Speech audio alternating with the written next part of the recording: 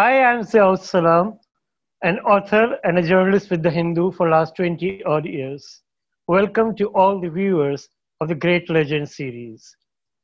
Today, we are going to talk of a legend who is probably a legend among all the legends. I'm referring to one and only Mohammed Rafi. If you ask any Hindi speaking Indian, everybody will have a Mohammed Rafi song to share. If you ask every other Hindi speaking Indian, he will have a Mohammed Rafi anecdote to share. I am no different.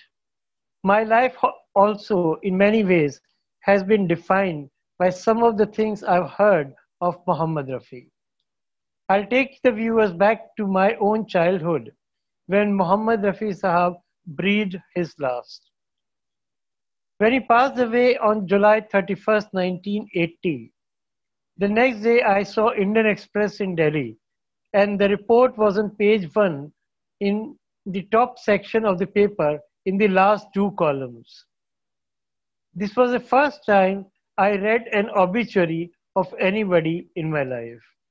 The obituary talked in terms of the songs he had sung and in terms of his childhood and what an extraordinarily gifted singer he was. But what was important was not just the number of songs he sang, but the person he was. And that came through in the last rites, the last journey of Mohammed Rafi. It's very important for any human being to have a dignified funeral, to have a dignified last rites. Mohammed Rafi was luckier than most. When his Carthage, his funeral procession, was going through Bombay, people who had never seen him, people who had not even seen his photograph. Remember, we are talking of 1960s, 70s, up to followers and psycho fans turned up. They were genuine lovers of music, genuine lovers of Mohammed Rafi. Every lane leading to Santa Cruz was chock-a-block with people. Not just that, even the houses around the area from where the funeral procession passed, they were taken over virtually by strangers. People who did not know anybody in that area. They climbed to the roofs of complete strangers to have one last glimpse of Mohammed Rafi.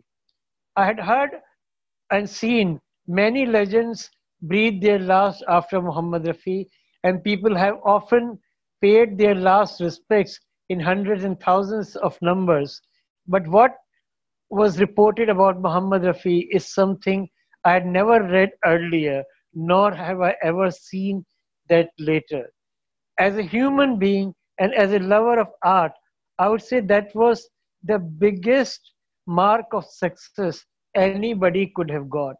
That, like, when you're no more, when you cannot be of great value to people around you, people still turn up just to have that one last look.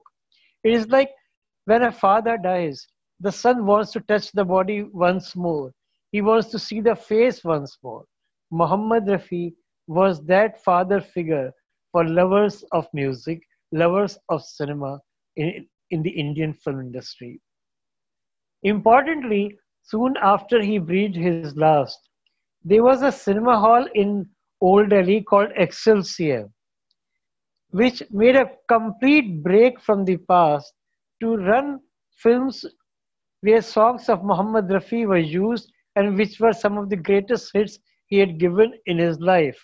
I distinctly remember Excelsior Cinema in Lal Kuan in Delhi, especially played Chaudhry Ka Chand after Mohammed Rafi had passed away.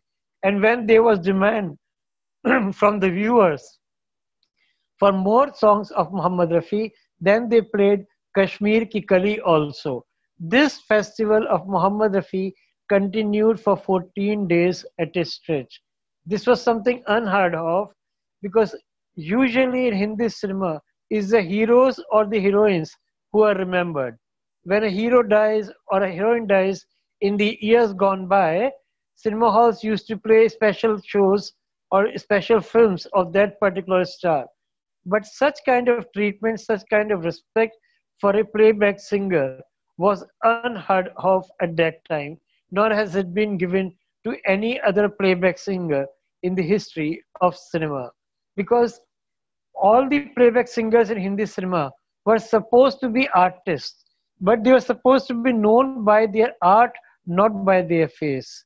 Mohammed Rafi was a rare one whose contribution was acknowledged in the success of films, and films were screened at Excelsior Cinema primarily because Mohammed Rafi sang some of the best songs in those films. After 2 weeks run at Excelsior Cinema in Old Delhi, the same the same festival passed on to Western Cinema in Old Delhi. There also it enjoyed a week-long run. Then it went to Palace Cinema in near Old Sabzi Mandi, and the viewers could not have enough of Muhammad Rafi. Whenever used to be a song of Muhammad Rafi in that Memoriam Festival, often the viewers would request the manager to roll it back and play the song once more. And I was myself a witness, at least on one occasion at Palace, the manager obliged and the song was played all over again. And guess which was the song? It was a very simple song which many people remember for Lata Mangeshkar, but the song actually came alive when the Muhammad Rafi part came into it. That was K. Vishwanath's Sargam film, which released the same year, just a year before Muhammad Rafi breathed his last. In Sargam, we all have heard of the song Dafli Wale Dafli Baja. When the same song was played at Palace in a festival remembering Muhammad Rafi, the viewers wanted the song to be played over and over again. And mercifully, the management of Palace obliged the viewers over there. One other thing with which any artist is probably known after he leaves this world is how many people try to step into his shoes. Like we had Dilip Kumar, when Amitabh Bachchan came, people said he will be a bigger star than Dilip Kumar. Then came the trio Salman Khan, Shah Rukh Khan, Amir Khan, and people started saying they'll be bigger than Amitabh Bachchan. None of it actually came true, but at least partially all of them met success in some measure or the other. In the case of Mohammed Rafi, the Hindi film industry has struggled to find an alternative for him, to find a substitute or a successor for Mohammed Rafi. We saw Anwar in the late 70s and 80s trying to be a new Rafi. He failed miserably. Then we had people like Shabbir Kumar and Muhammad Aziz try their luck on the same lines. They also met with only relative and limited success. And then finally came Sonu Nigam. In one or two songs, in a stanza or two, he too was like Muhammad Rafi. But nobody could replace the original. In fact, 40 years after Muhammad Rafi left the Hindi film industry and left this world, we have not had another Muhammad Rafi.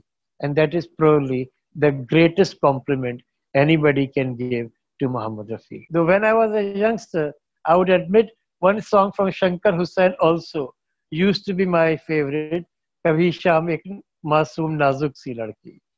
But then when we are talking of Muhammad Rafi, we can go on and on and on.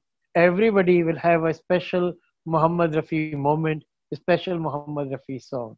So viewers, I leave you with your choices. I hope you too live up to all the hopes and expectations which Muhammad Rafi had when he sang those songs of Baiju Bavra. We talked of pluralism, we talked of our shared past, and we continue to live like one happy family as all Indians are. Thank you very much for being with me today, and see you again in future. Thank you.